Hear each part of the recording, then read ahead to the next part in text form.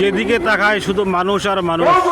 এটা হচ্ছে বগুড়া সরকারি আইজুল হক কলেজ ক্যাম্পাস প্রাঙ্গণে ওয়াজ মাহফিল।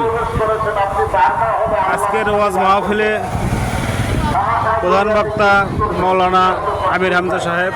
দেখেন মানুষের ঢল নেমেছে,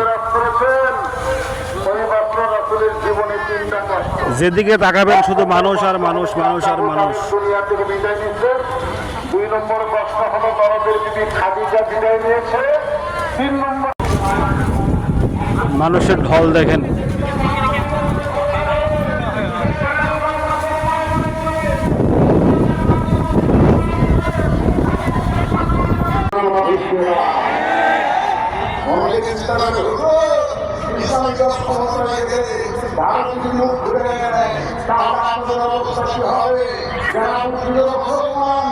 তারা